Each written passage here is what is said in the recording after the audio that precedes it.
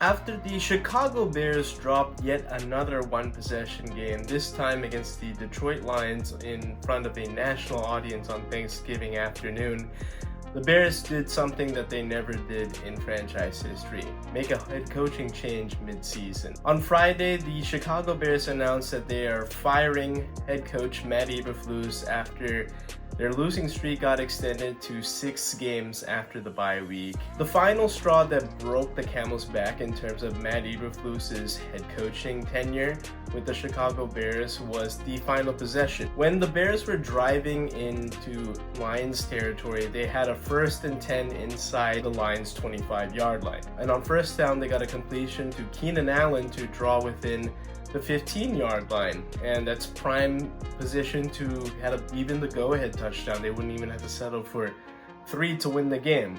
However, penalties brought the yardage back. Now you're beyond the 35, and Caleb Williams takes a bad sack, and now you're at the Lions' 40-yard line.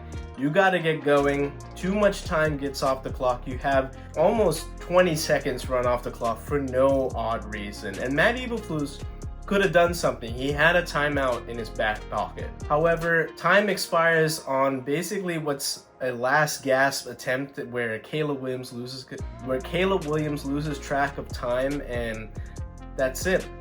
Game over. Bears lose again, and this is now the 3rd straight time the Chicago Bears drop a divisional game where they had control, they had a chance to win in either regulation or overtime, and they botch it in the final minutes. And it's one thing to lose to the Packers on a blocked field goal. It's one thing to rally from a deficit against the Minnesota Vikings and even rally against the Detroit Lions. But to walk away and let the time continuously tick off the clock where you have a timeout, I think that's when Bears management finally lost it with Matt Eberflus, where his incompetency was just holding this organization back that we've been seeing for the greater part of 2.5 years.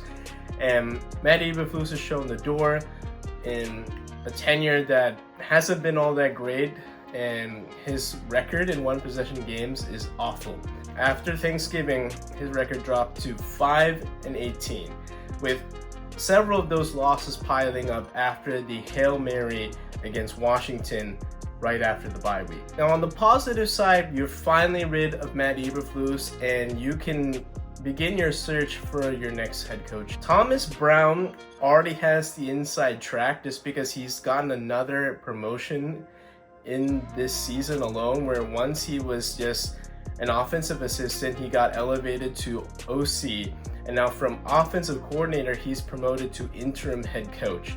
Now, we've seen where somebody gets promoted as the interim head coach, like the Jets, where that takes away time from his position group, and we've seen the Jets defense collapse since Jeff Ulbrich has taken over as interim head coach of the New York Jets. But I do think that Thomas Brown will retain play calling duties and continue to nurture Caleb Williams, and that's really all you want to do.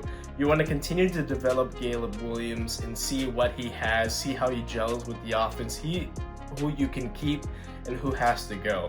Because this is going to be a pivotal offseason for the Chicago Bears. I mean, to stop this vicious cycle, what you're going to have to do is find a great offensive mind that is on the market. Pay him whatever it takes. Make sure that he gels with Caleb Williams and has a plan on how to develop him. And I mean, basically Thomas Brown is auditioning for that already in this last 5 or 6 games of the Bears season, where they do have a chance to improve on what's been a lost season. And maybe if he does so, maybe if he can galvanize this locker room that was clearly lost under Matt Eberflus' tenure, maybe Thomas Brown can find himself as the next head coach of the Chicago Bears in 2025.